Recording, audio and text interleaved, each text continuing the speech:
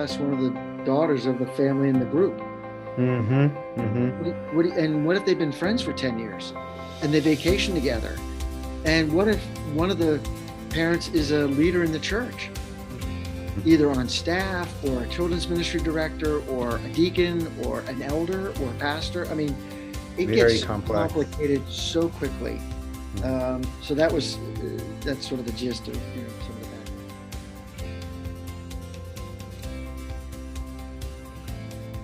All right, guys. Well, welcome back to the Genesis of Shame podcast. I am here with Mr. Vince Hinders, and we are going to talk about a very important topic that has not been discussed in the church often. I think you guys will really appreciate it.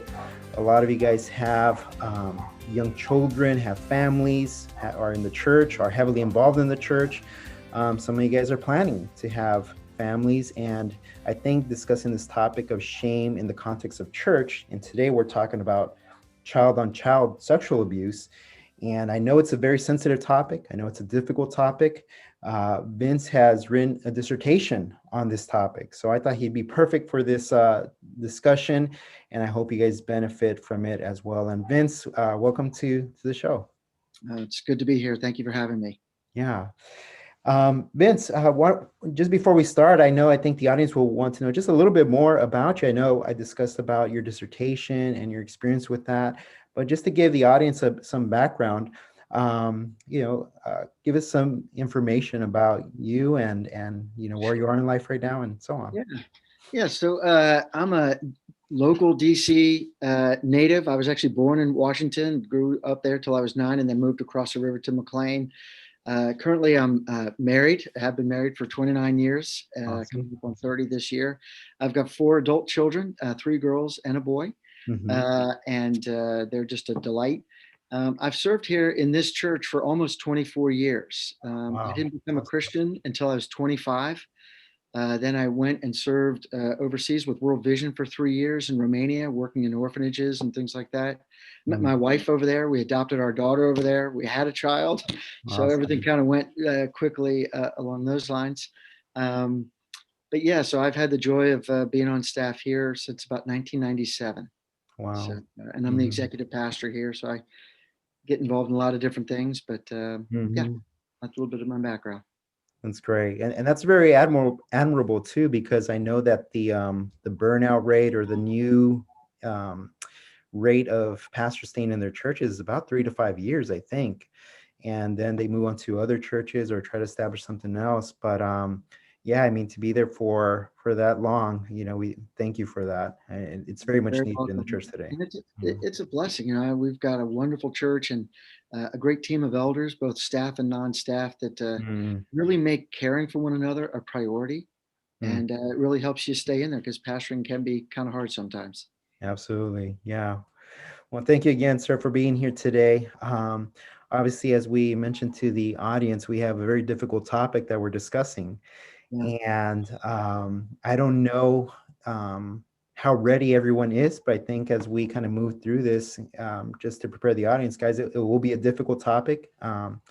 Vince has shared that, we can basically go anywhere with this discussion. And I think that's necessary, even from a counseling perspective, just going to those deep areas of exploring these things. And hopefully it's a blessing to you, obviously coming to it from a biblical standpoint. And I think just to kind of open up the conversation, Vince, it's the question that came up to me right when we started talking about this is, what led you to do your dissertation on this topic? It's a great question because it's not the title of my dissertation is Child on Child Sexual Abuse, Responding in the Context of the Local Church. And that's not a common topic that people cover. So yeah, how did I get there? Well, I began my theological studies at Reformed Theological Seminary in September of 2012. And that's an important date because the next month in October of 2012, I was named in a civil class action lawsuit related to child abuse reporting related to our church. And it involved events that primarily occurred in the mid to late 90s, 10 or 15 years prior to this. It wasn't even current things that had gone on. but I was on staff at the time. I was actually new on staff when these things first happened and were alleged. And Mm, so it was a civil suit, not a criminal suit. So we were never charged with wrongdoing from a harming children perspective. But clearly, the people who sued us, made allegations that we mishandled the reporting of these situations, and probably most grievously that we didn't care for them very well. And, uh, wow. that's hard. It's a hard Hmm. thing. In my 24 years of pastoral ministry, I can tell you, dealing with child on child abuse in the context of the church, I think has been the most difficult and complex issues. The lines are just not as clear as they are, say, for instance, in adult abuse of a child. It's very clear Hmm. what happened. But Hmm. if you have two 7 year olds who uh, conduct themselves in behavior that's not appropriate, is it a crime? Is it like, how do you navigate these waters? And what if it's an older child and a younger child? What if it's children of the same sex? And what if Hmm. people, I mean, it's just a lot of different things that go on. So your question was, how did I pick this topic? So it was something that was uh, that came to me in terms of being involved in this situation. But even back in those days when these situations first occurred, it was significant to me that there was no clear guidance given to churches on how to handle these situations. Hmm. And so, in carrying this over all these years, certainly grieved that we made mistakes in how we cared for these families, especially the victims' families. That's hard. I mean, these kids, they went through a lot, and their families went through a lot. And at times, we didn't always care for them. It wasn't from a lack of trying or a desire to help, but some of the things we did were unwise. Some of the things we did were unhelpful. Like I say, there was no data out there. I've asked pastors, lawyers, police officers, counselors, grief counselors, is there anything out there for how churches should handle this in the context of a church? And nobody's been able to come up with anything. And so, Wow. even going into seminary, I thought, okay, I knew I had a dissertation coming along the way. And I thought, okay, over these next several years, I'm gonna research this. I'm gonna look into this and see if I can at least help the conversation so that in the future, other churches would at least have some resources to think about this that might be helpful. Vince, I don't know if this is something she'd be able to share or not, but I think, one of the things that where we often learn from is from either our own mistakes or the mistakes maybe that other people made. Is there anything that you would be able to share where you could say, we did this wrong. Yeah, here's what we did that wasn't helpful. Yeah. Well, some of the things we did right, or we did try to be actively involved. Okay. Okay. And so that was helpful. I think that helped for a while, but our lack of training in this area, like if you go to Mhm. seminary, you don't take classes on this. Nobody Right. teaches you how to do this. People don't specialize in this typically unless they have a very specific counseling degree, type of emphasis. Hmm. Where we fundamentally made I think, the biggest mistake, and as we've talked to the victims and their families and people involved, when people sin against each other in the context of a church, the normal operating mindset is reconciliation. Mm. People confess sin, and there's forgiveness, and there's reconciliation. And so, if you're familiar with the book The Peacemaker, for instance, that talks about how people are reconciled in conflict situations, we applied a reconciliation model to this situation that actually needed to be much more carefully handled with regards to victims and perpetrators. Hmm. These were Hmm. children. They had suffered abuse. And before you get to reconciliation, there's so much other stuff you have to do in helping victims understand what's happened to them and getting the right counselors around them and the right professionals to assist them and come alongside them. Hmm. But we had a paradigm, a model of reconciliation, especially because a lot of times the children were very young. So you're primarily dealing with the parents who were typically friends, because Mm. things happened not in the context of the church. It happened in people's homes. Yeah. It happened in the basement of somebody's house when the parents were upstairs, and the children were downstairs. And so the paradigm, so how do you deal with these families? Well, we're like, well, these families love each other. Obviously, Hmm. there's sin involved, but so let's help them get reconciled. And we missed it by a country mile with regards to the care that has to be taken, really to navigate what those parents were going through, like the parents of a Mhm. victim, and how do they make sense of this? The guilt, the shame, like, how could this have happened? Why did Mhm. this happen? Who do I blame? Do I blame myself? Do I blame the Wow. other family? Do I blame the kids? Like, and these are legitimate, real questions that people have to work through. And we did not have the paradigm of looking at it from that perspective first. It Mm. wasn't until later when we realized and read a lot more and studied and asked people like Paul Tripp and others, like, hey, like, what do you do here? And he said, well, you got to be really careful, especially with focusing on the victims and their families. Now, Yeah. not to exclude the perpetrators too, but so that's probably the biggest thing is we didn't even have the right paradigm for how to think about how to care for people in that context. Mhm. Yeah. Does that answer your question? Is that Oh, yeah, that's perfect. I think, you're right because of the various layers that it has, because you're not just working with the children, you're working with the parents. How much of what the children did was intentional? How much of it was with malice? How much, there's all these so many layers that where did that idea come from, right? So you have exactly? all these things that are happening at once. Is there other And abuse going on in the home? What are the parents' backgrounds? What are the siblings' backgrounds? Have any of the mm, siblings engaged in any of this kind of behavior before? Have the children who perpetrated been victims? yeah, wow, I yeah. mean, this is just a lot of different things that go on, and we didn't understand how nuanced and how layered and complex the situations were. Hmm. And honestly, I'm really surprised that there was nothing out there. But one thing to say, I guess, to that point is that I think people are starting to feel more confident, or at least more receptive to opening up about that. Because I it's think been so. one of those things that you don't want to stain the church. The church is the bride of Christ, and when these things happen, it kind of leaves that really dark stain on the church. And people are Mhm. saying, well, why is this happening in the church? More is kind of expected from us as believers. And when this thing happens, the shame is multiplied times 10, right? Right. Because we feel as Christians, we should have a better hold of this. And I think maybe that was experienced even for those people who are trying to resolve it. I don't know if you experienced this afterwards, but maybe there's, gosh, I should have done something different. I know with working with clients, sometimes you look back and you're like, should I have tried this? Should I have tried that? So I know it can be very, very difficult to approach such a sensitive topic like this.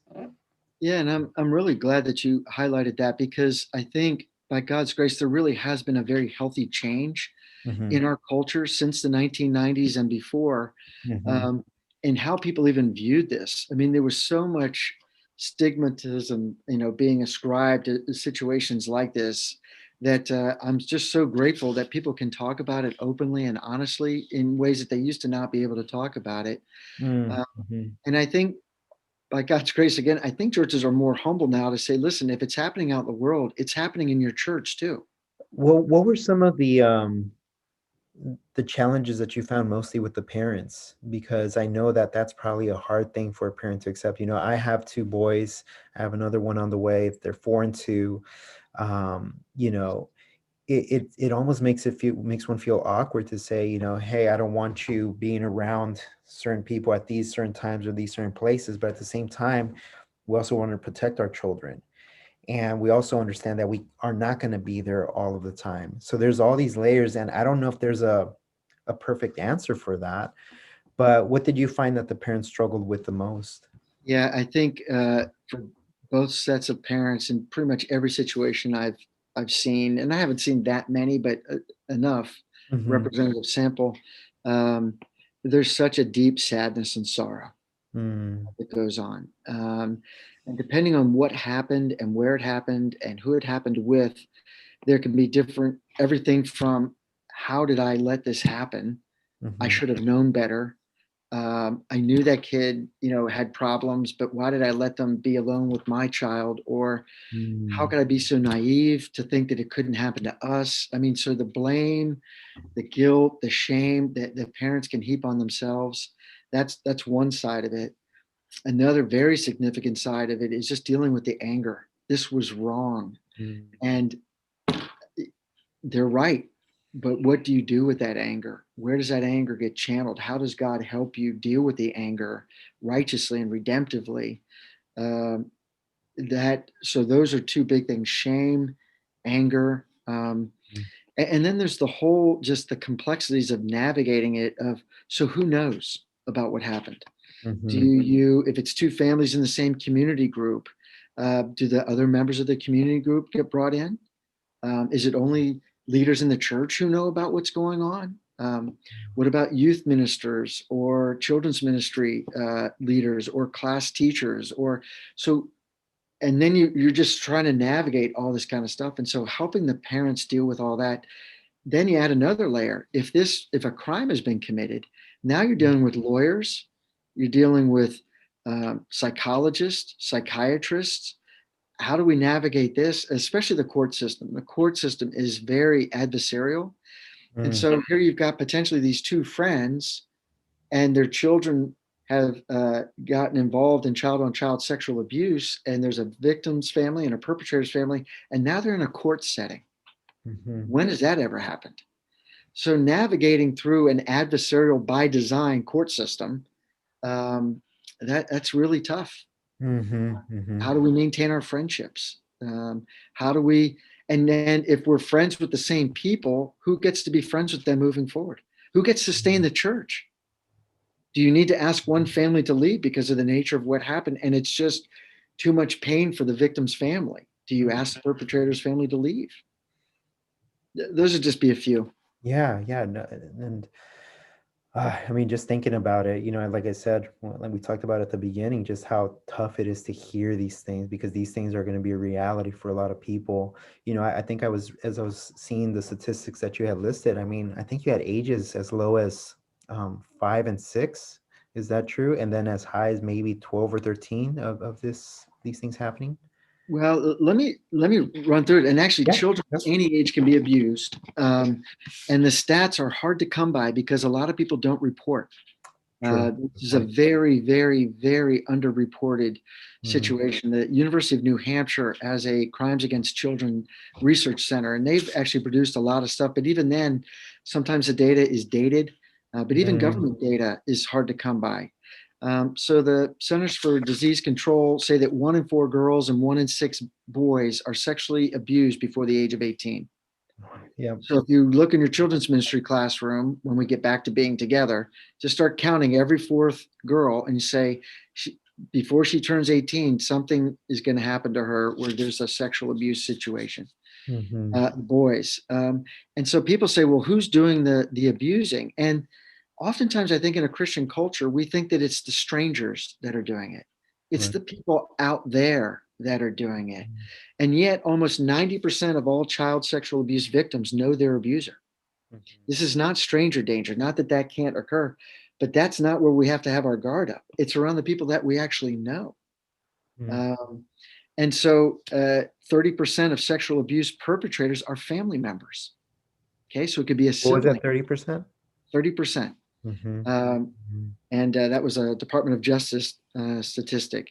So 30%, and this includes immediate and extended family members such as parents, siblings, uncles and aunts, cousins, grandparents. So this is happening in people's homes. It's happening on family vacations. It's happening in the context of family reunions and things like that. Um, but here's the thing that really startled me when I did my research. It says approximately 36% of reported child abuse cases are perpetrated by other children. I just don't think anybody has even a handle on that, that a Mm-hmm. third of the child abuse that occurs for 1 in 4 girls and 1 in 6 boys is actually perpetrated by another child. And if these kids are in the same youth group, they're in the same church, their families are in the same community group, and the children are meeting downstairs while the parents are upstairs or they're outside playing in the fort or playing in the yard, and there's no supervision, the red light should be going on, is going, hey, wait a minute, let's think about this based on the facts. Right, right. These kids do stuff that are inappropriate. Ages 12 to 14 are the peak sort of for child offenders. Mm-hmm. So that's a pretty significant thing. But children get abused at all ages. Mm.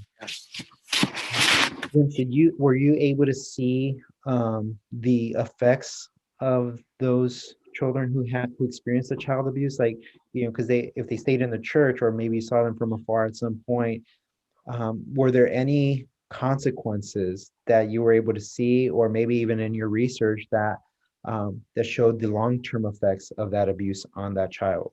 Yeah, there's quite a bit of research out there on the effects of abuse, because whether it was child on child or whether it was an adult to a child, the effects are fairly well documented. The struggle with issues related to identity, Hmm. safety, security are all real and prevalent. So anything that's in that category. So there's a high incidence rate of children doing drugs, alcohol, experimenting sexually way before they should be doing any of that kind of stuff.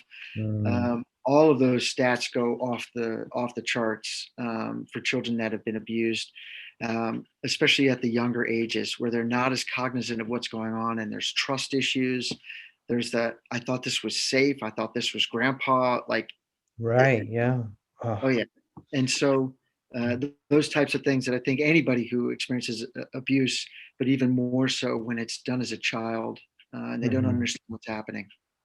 Right. And do they describe the difference? Because I've seen some of the literature where it talks about the difference between like exploration that they're doing and also actual abuse, So some of the literature seems to cite it as exploration, and I don't know if that's the right term for it, or that's the way that it should be projected. Yeah, Um, but it seems to be also this other aspect of at what point does someone label that abuse? Is it when people find out? Do the children say something about it? Right. That's the other thing. And I know we're going to get to in a little bit about, what can parents do, but yeah, at what point does it become abuse? exactly. And that's part of the problem. And that's why pastors, churches, church leaders, parents should not be making these decisions and evaluations in a vacuum. We Mm, need multidisciplinary teams because not everybody agrees. If you mhm, got a mhm, police officer, a social worker, a child psychologist, a pastor, and two parents in the room, you still might not get agreement on what actually happened and how it should be labeled. mm, mhm, And so, for instance, like if you go to most jurisdictions in the police departments, they'll have what they consider to be normal child development categories: mhm, 0 to 2, 3 to 5, 7 to 9, and they'll list out Fairfax County, where I'm currently a resident. mm, They've got those lists. Schools typically have them. And so there's that some people go on, but then there's other people that say, well, no, wait a minute, what was the intent, what was going on, what else has been happening? And so it gets very difficult to describe, like, when was a crime committed. So if mm, it's three or if it's two or three kids playing house in somebody's basement and they're all 4 and 5 years old, that's quite a bit different than if there was a 15-year-old and a 6-year-old and a 2-year-old, mm, and the mhm, older child starts perpetrating things. So the context is so different. And so what's normal behavior, exploratory behavior, that's part of what makes this so complicated, and part of why my strong admonition is we need to do this with others. We mhm. should not be doing these things in a vacuum. Yeah, I think that's a really good point that you mentioned about having those multi-layered, because I think it's very easy, as I said, I think before maybe churches wanted to handle it by themselves because maybe they felt capable enough to do it by themselves. But it sounds like as you were exploring this, that you saw that there was a need to have multiple voices speaking to the issue, and then who makes that final decision, right? Um, Exactly. and so what ended up happening, I guess, in your church, where did the people leave and did they come back, or how was that handled? It's been a wide range of things. And if I could just circle back to one thing that you alluded to, and that is that, yeah, sometimes it's churches can be arrogant and think that they've got it all figured out. I think that's less and less. Again, God's kindness, that hopefully we're Mhm. being more humble. Actually, sometimes, though, there's a real fear from the parents to widen the circle because Mm, they don't want other people necessarily involved. They don't want their child to be labeled, if it's the victim, as being sort of damaged or something like that. Or again, going back to shame, hey, how could that have happened? How could you let that happen to your kid? Mm-hmm. Parents, so sometimes the parents in the situations that I've been involved in, they were actually the ones pressing to not go too fast on letting the authorities know, or Mm-hmm. letting anybody know, because in their mind they were um, thinking that A, it either wasn't as severe, or B, they just did not want to get the authorities involved. Mm-hmm. Mm-hmm. And that's got a whole bunch of reasons. Well, why is that? Is it just because of shame, or is it because there might be something else hidden Right. that Yeah. the authorities True. might come in and find out about? And so it gets very complex. So who makes the decision? That's a really, really important thing, because each state has mandatory reporting requirements. So Yeah. in Virginia, I am not uh, always considered a mandatory reporter, depending on how I received the information. If I received it in the context of a confession, for instance. And so there's been legislation saying that's crazy, that should never happen. But that becomes a complex issue. So do I have a moral responsibility to say something if I know? That's another Mm-hmm. way. So who makes the decision becomes very complex. And that's again why um, getting trusted advisors and knowing those people in advance. So getting back to what we currently do, we have good relationships with the local authorities. So Mm-hmm. if something ever happens, we just get on the phone and just say, "Hey, here's a scenario. How do you recommend that we handle this? Who would be some other professionals that you recommend that we get involved?" That's really good. And what we've seen in terms of your question, uh, sadly, the range of things, the victims' families, it's just very difficult for them to stay in the church long term, Mm-hmm. because the church and the community of God's people that they might have grown up with, it's so painful. Mm-hmm. They see a lot of the familiar people, and again, it so much depends on how many other people knew what was going on. Mm-hmm. I almost And imagine a split, because when and depending on the size of the church too, that's another thing. Smaller churches, everyone knows everyone. In bigger churches, it might be a little bit more difficult for others to find out about it. But I know that in smaller churches, get very much, I'm going to take so and so side, I'm going to take this side, and then you have a split of the church, and I can potentially see that happening. Yeah, Um, so we were a larger church at the time when these things happened, probably 600 or 700 members, plus a lot of kids. It was a very child-friendly church, a lot of families with lots of kids. mhm, And so, yeah, that even the size and scope and where these things happen, because uh, geographically we were pretty dispersed as well. But yes, you're exactly right. So, but if you're all in one small town and mhm. there's 75 people in the church, that it's just going to look a lot different, and how that gets handled is really important. But Um, the thing that I'll just always try to emphasize: mhm. never forget the victim. Yeah. It's so easy when all these other adult issues are being navigated, questions are being asked, people are wanting your input, not wanting your input, but yet you're having to make decisions. Do I tell people in the church? Do I not tell people in church? How many people in church should know? How do we protect other children? All these things are going on, and they're real and they're important. But it's so easy to forget that there's a child who's Mm, been victimized, who needs care and attention. And not that you're necessarily going to be the one to provide that all the time, but mhm, are you ensuring that that child's being followed up with? Are you ensuring that if the family doesn't have money for counseling, that you're raising money so they can get counseling? They're going to need it. mm, mhm. It's things like that. Yeah. And so we've seen, there have been some kids that have been able to stay in the church and thrive and continue on. Sadly, some of these situations involve families that had other issues that were going on. Um, and so they left for different reasons. And then, honestly, some of them, it was just too hard to be here. And I completely understand that. Very, very, very understandable. And yeah, church size definitely plays a huge role in that dynamic, as well as family members and close friends. I mean, those are just so many layers just thinking about it. So I know that a lot of that was God's wisdom and grace, as you mentioned, given to you guys throughout that time. Based on your experience and what you learned through your research, is how should churches approach this issue? Do pastors need to do maybe an educational session to help the congregation understand all the dynamics? That way everyone's on board. So just based on your experience and your research, what would you recommend for churches and pastors to do? Yeah, it's a great question. And could I break it up into two parts? Like, what should Absolutely. they Yeah. do if something actually happens? Okay. And then I'll say, what could they do to kind of Mm, create a culture in the church perfect. that helps with this? Mm, Because I tried to address both those things in the work that I did. mhm, Let me just start with how should churches handle this when they become aware of what's going on? I cannot stress the need and the requirement for God dependent humility. mm, We need to go to God. We need to recognize we don't have all the answers.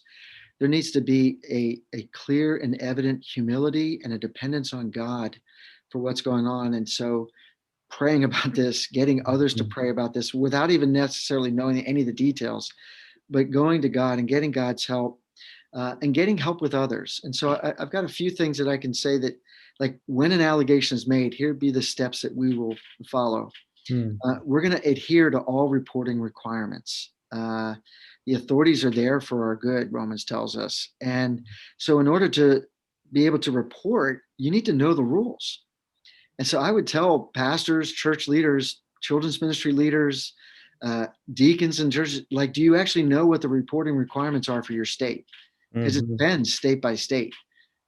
What are the reporting requirements? And if something does come to you and it's reportable, you must report immediately. You have to do that. And if you're not sure, err on the side of reporting or getting in dialogue with the authorities early, not late. Uh, mhm, mhm. Sometimes that can be a problem. Just even the fact that you would hesitate communicates something to the victim's family. Yeah, you're Do you right. not believe us? Do you think my Mhm, kid's lying? The reality is very few reports, while they might not always be exactly accurate on every detail, they're usually almost always on target in terms of yeah. generally something happened here. Mhm, So erring on the side of reporting early is the first one. I've already mentioned get help from others immediately. Um, Multidimensional problems require multidimensional solutions. Law enforcement, child protective agencies, social workers, child psychologists, licensed professional counselors, medical doctors, psychiatrists. These are the kind of people you're going to, not that every situation requires a team that large, but mhm. those are some of the types of people you're going to want weighing in on this, Yep. so that you're not making this decision in a vacuum about how to handle this, how to care for people, how to move forward, what advice to give. Here's Mhm, one of the things that happens. People trust their pastors and they say, well, what do you think I should do? Should I report this? mhm. Should I press charges against the other family? And all of a sudden you're like, I'm not a lawyer. I'm not, Yeah.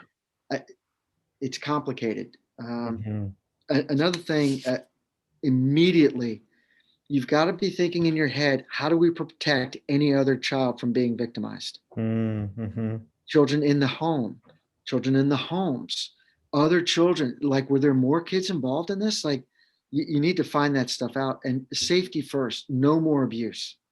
It's going mhm, to be hard enough to deal with the ramifications of what happened, but you don't want anything else to happen on your watch. Once you become mhm, aware of it, you need to make sure that there's protection for other children.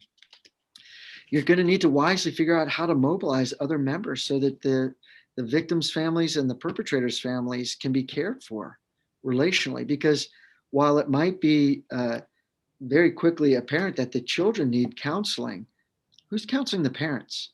mhm, And if money becomes an issue, well, of course they're going to pay for their child to get help. But who's helping mom and dad as they're crying themselves to sleep at night about what happened? mm, Or they're just distraught over how could this be? Or they're angry beyond belief and they want to go over and hurt somebody for what happened. mhm, So you're going to need to mobilize some people to care for them. You're going to need wise, godly people who've been well equipped and trained to care with other people who are in crisis situations.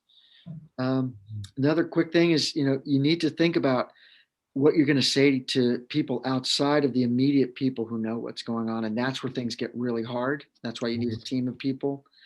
Um, and then you need some practical things like a victim care plan for them and their family, a perpetrator care plan. We have to do that too. God wants us to care for those that are entrusted to our care.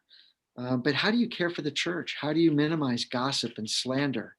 Um, how do you make sure that we're equipping the church in terms of understanding repentance and what does that look like, and forgiveness. But forgiveness and trust are not the same things, Mhm, So there have mhm. to be things put in place to protect other children, and this is messy stuff. How do you, in an ongoing way, evaluate and adapt when you find out new information? One of the things that happens Oh, yeah. That's a when good point. children commit sins against each other, it doesn't usually all come out at once. Hmm, It's a hmm. process, and you've got to be nimble enough to be able to say, look, here's our plan, but here's how we'll adjust if we find out things were much worse than we thought, or Hmm. maybe not as bad as we thought. And you have to be sensitive to the leading of the Spirit and the wisdom of the multitude of counselors that you have to help navigate that. Mm. Then the other thing is keep good records. Uh, Yeah. Wow, that's a great because a point. lot of times people forget when they're in the midst of a crisis that they've asked you things or talked about stuff. And I can't tell you how helpful it is when you go back and say, hey, remember Hmm. a couple of weeks ago when we talked, and here were a couple of things we talked about. Are those still the things that are helpful to you, or would you like to talk about some different things? But for the victim's family, the perpetrator's family, it is so confusing, it is so disorienting that actually keeping good records can help them and serve them. So those are a few things when it actually does happen. No, that is excellent, excellent steps there, Vince. To speak to the point about the parents or just people involved in general, one of the aspects of shame is hiding the painful memory, and that's for everyone, right? So no one wants to know that it's happening in their church. Parents don't want to know that it's happening in their children. The children don't want to know what's happening. They probably don't even understand what's happening. So there is that element of, do I want this to be part of my life? And shame represses that memory so much that it comes out later on, right? And this is part of the experience that I've had with counseling students and people who come in for counseling, is that they'll remember a specific song, they'll remember a specific touch, a specific situation, and they are go back to that moment and recall every single detail because it's so stored in their memory, but they choose to forget through all these years because of the shame. And then it comes up in the counseling office. And then that's where you have it present and you work through that. And it takes years sometimes to process all of that. But I think the way that the tips that you gave for churches and pastors to handle it is so instrumental and helpful. And guys, if you're listening, please take this information and use it, and apply it in your churches and ministries, because I know a lot of you guys are involved in churches and involved in ministries. So just something to be aware of. We can also be very active in preventing these things, right? We don't just leave it up to the pastors and the leaders, but also us as members of the church protecting our own. So always being mindful of that. Mhm. Um, Vince, are there any things that parents, um, ministry leaders, pastors, that they can look for that will signify some sort of wrongdoing? Are there any signs that children display?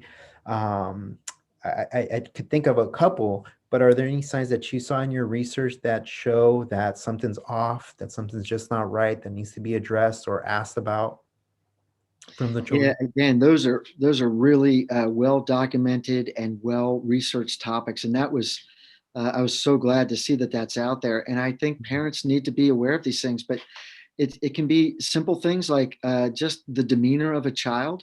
So maybe you have a talkative child, and all of a sudden they get really quiet, Mm-hmm. or all of a sudden maybe the child starts to wet the bed at night, or Mm-hmm. maybe they start to lose their appetite, or maybe they start to overeat. It can be very subtle things, but just any subtle or not so subtle change. Maybe they start to get angry. Maybe they start to recoil. Maybe they used to be very affectionate, but now they don't want to be touched at all. And these are all things where you would want to start finding a way to draw that out of the child. And that doesn't mean that every time a child wets the bed, that's an evidence of something.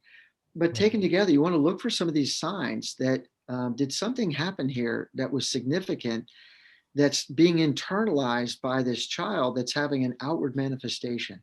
Mm-hmm. Mm-hmm. So anything that's out of the ordinary of how the child usually behaves. So Yeah. parents know their kids, right? Like, how your kid is. So anything that throws their usual character off or personality, just something to pay attention to and keeping record of that. Well, yeah. And so here be an example. So all of a sudden you've got a nice young child and they're, pretty compliant or, whatever, just a normal kid. And all of a sudden they start talking about all this very sexually explicit stuff. And they start saying all these words around the house. You're like, hey, where did that come from? Mm-hmm. Well, it may have come from somebody's computer that got left open or some TV show that they listened to. It also could have come from some other kid in the neighborhood or some other church family's kid. And it could have come on a vacation. It could have been, where did that language come from? You want to find that out. Mm-hmm. Mm-hmm. And so it can be, just that type of behavior or that type of language, those sorts of things would all be the types of signs to look for. And again, most state agencies, government agencies even, are really good about pretty short checklists. Most public schools have one. They usually get that in a welcome packet to families going to the school. Hey, here are signs of abuse to be on the lookout for. Yeah, those would be a few of the things. I guess now the question is just left for the parents, for parents who maybe I'm sure a lot of parents who are listening now are scared.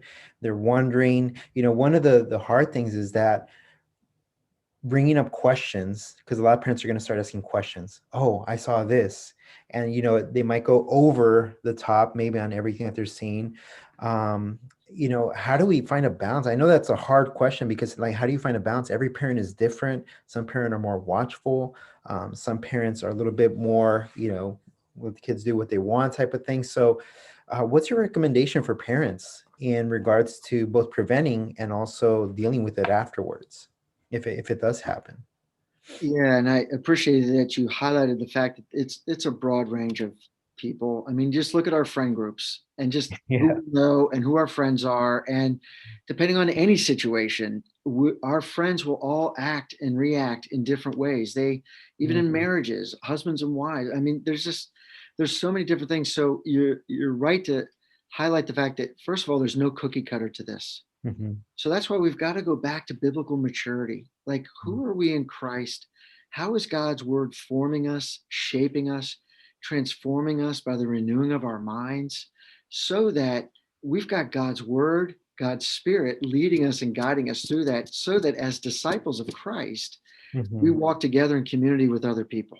And so whether it's dealing with child-on-child abuse, or somebody whose spouse had an affair with somebody else, or some other terrible sin that happens, that in that sense, it's normal Christian behavior for how we walk together with each other in a broken world. Mm-hmm. And so parents don't have to be afraid. This isn't the worst thing ever. It's difficult, it's complex, and it is incredibly grievous. But there's also grace. Like Christ died for us and for our salvation, and he's reclaiming our lives, and he's reclaiming this earth, and we have a confident hope in him. He's not going to leave us nor forsake us. And so we want to get our eyes upward, and as we walk through these situations, we want people around us who help us do that too. We need pastors who teach people about the hope that they have in the gospel and the help that comes from God through his spirit and by his word. And we want to be surrounded by people who are other mature believers who think that way too. Now, they also need to be kind and caring and comforting and loving, but not absent of the truth. The truth is found in God's word. And there's a balance there, an important balance. And so I think as we help the whole array of parents deal with situations like this, there's a couple things that I think are really important. And that is just reminding people, not with a fearful way, but reminding parents, hey, you're responsible for your children. So think about that when you're going over to so-and-so's house. Just not to be super high on alert. I'm going to question everybody. And because some people are tempted that way anyway. So what I say right now might be like, see, I told you I'm allowed to do this, and I can assume that everybody is going to do something wrong. I'm like, no, that's not what I'm saying. That's not biblical maturity either. But we do need to make sure that parents remember, look, there's a responsibility that you have for the safety and protection of your children. And think about that in the different scenarios you're in. And so one of the ways that it's really helpful is learn how to talk to your children about sex and sexual activity in an age appropriate way. One of the Mm-hmm. mistakes that I've seen over the years is that parents thought, well, they're too young. I don't want to introduce any of those ideas. And I think that's unwise. I think there's some really good material out there. Justin Holcomb and his wife have written on this. They've written some kids' books that talk about touch and their bodies. And I think as they get older, you can talk in age appropriate ways. And I would really make sure that the parents do that. It Mm-hmm. can be a little bit awkward. It can get some help, find out from other people what they do. But it's really important because if you've broached a topic with your kids and then something happens, they're going to be much more inclined to talk to you. Yeah, vocabulary for it. Exactly. And use real words. Don't Mm-hmm. just talk about, make believe words, like use real words that actually describe real activities and real body parts. Mm-hmm. That's an important thing because if something does happen, there's a trust established with you that it's okay for them to talk with you about it. If they've never had that conversation with you and they're already dealing with guilt and shame, some of the research Mm-hmm. shows that the parents are not the ones who the children will talk to. Mm-hmm. Mm-hmm. They'll go talk to another friend or some other relative or somebody else, but they won't talk to the parents. Mm. And So in parents our play a God, key role with that, huh? exactly, and in our God-given role, we need to think about how to make a safe harbor for our kids to be able to come talk to us about anything that happens, to where they Mm-hmm. know that they would only get love and grace from us and not guilt and shame. Mm-hmm. We don't want to Yeah. compound that for them. Yeah. Yeah. And so another thing that parents can do is just be thinking through what are the guidelines you want that are age appropriate when your children are interacting with other children, especially when you physically can't see them. Mm-hmm. Just a simple thing, but just, hey, if you're going to go over and have coffee at somebody's house and you say, hey, well, let's let the kids play in the backyard, that's fine. But does your child know what is and is not appropriate behavior if they're outside or Mm-hmm. down in the basement or playing a make believe game like house or something Mm-hmm. like that? Oh, we've got mommy and dad. Let's play mommy and daddy. Okay, well, What does that what mean? what are the boundaries for that? Mm-hmm. What's off limits in terms of touch? Mm-hmm. Do the kids know that? So you're saying for parents to specifically address what things can actually happen. Exactly. And you can ease your way into these things. It's just, again, that's where I think getting some of these books, like what the Holcombs have produced and things like that, so that these are just normal conversations and not okay, now we have to have the talk. Right. I think True. that's a big mistake. And, Mm. like there's some of these books, oh, don't talk to them till they're 12, don't talk to them till they're, 15. I'm like, oh my goodness, like Too you have late. no idea what may have already been happening. And not only that, but these are wonderful opportunities to talk with kids about how fearfully and wonderfully they're made by God. Mm. These are Mm-hmm. body image issues. These are like God made us good that way. Now, Mm-hmm. a good thing can be made a bad thing if it's misused. And yeah, let's talk about that. But there's so much positive talk that can be done with children to Mm. set the table so that their little antennas will go up if something starts to be not right. They'll Mm-hmm. know it. Right. And that's where just learning how to even follow up. Hey, how was your time over at so and so's house? Hey, when we were Good point. upstairs, how did it go? Mm. And here's a safe question. Hey, did anything happen that made you feel uncomfortable? It's good. Yeah. Just Mm. you're just being a mom, you're just being a dad, you're just talking with And your they kid. share and they'll talk. Yeah, It's and true. sometimes it won't have any, and most of the time it won't have anything to do with sexual sin, but maybe so and so used a bad word. Mm-hmm. And they were like, and that really troubled them, and they feel really bad about that, and they feel guilty that they heard it. Okay, well, you learned something, but that's when we walk along the road with our kids, and when they rise up, and when we put them down to bed. It's a lifestyle of living with our kids in a conversation. Mm. A Uh, presence, a strong presence. You brought up a good point there, Vince, about addressing the issue. I remember one of the pieces of advice that my supervisor told me. They said, when you're doing marriage counseling, do you talk about sex, the sexual relationship between them? And some people answered, I don't know, if it doesn't come up. Is it, nope, you have to go there. Because if you don't go there, they're not going to go there. And I right. think that same principle applies, is that a lot of the reason why some people don't go there is because they feel uncomfortable with the topic. So how do I get comfortable talking about this? Well, one is reading, right? Another one is actually having that conversation with other people like we're having right now. This is an uncomfortable topic, but we're talking about it. And we're helping people hopefully understand that it's okay to talk about these difficult issues because it's part of the church. And this is also a way for us to be aware and to learn how to address this very important topic. So same thing for parents. If you don't go there, your children are not going to just bring it up out of nowhere. You have to develop that presence and relationship with them where anything can go, you know. Yeah, so let me circle back on that. So one of the reasons why I think parents can sometimes be hesitant to talk about this is, let's go back to the statistics. If 1 in 4 women have been abused before they were 18, and 1 in 6 men have been abused, how do you think that might affect them wanting to talk about sexual behavior between children with their own children? Wow. Yeah, it's powerful. There's a lot of people that I know that it's not until they're in their 40s or 50s till Mm-hmm. they actually start to talk to somebody about what happened to them when they were a little girl or a little boy. Mm, And they live a whole lifetime of raising their children and they never go there. mm, Why? Because they never went there and they never got the help that they needed. And so they've lived this whole life with this shame uh, over them, and they just don't talk about it. And so I think the fact that this type of sin gets perpetrated generation after generation, I think actually plays a significant part on why it doesn't actually get talked about. yeah, you're right.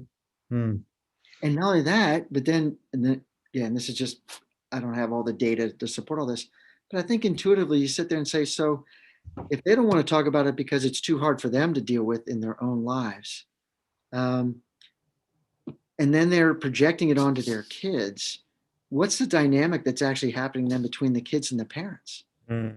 There's this whole gulf, there's this whole no fly zone that happens between mom and dad, So true. and Yeah. it's so unhealthy. Mm-hmm. And so my advice would be to, if you're a parent and you have been abused, I just can't urge you enough, please get the help that you need.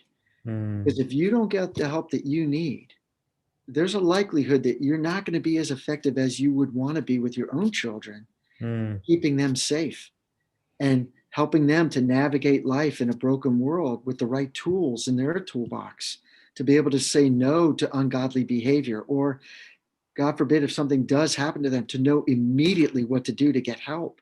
mm-hmm. And so I Mm-hmm. really would urge any parent, young or old, if you've not dealt with issues in your own life, the chances are it's going to have an effect on the way that you're currently parenting your kids and equipping them for living in the world that God's called them to live in.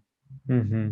No, that's a great point, Vince. And actually with um clients that I've had, one of the things that they say about their parents is that I feel like mom knew, I feel like dad knew, and they just didn't talk to me about it. So I went through this time of just being confused by the whole situation. I had no one to talk to about it. So I think that that touches on what you mentioned about parents dealing with that first, so that they can have a little more confidence in addressing those things and asking God for wisdom. I think you even address that as a pastor, as a church, just asking God for wisdom. This is not an easy thing to go through. It's not an easy thing to address.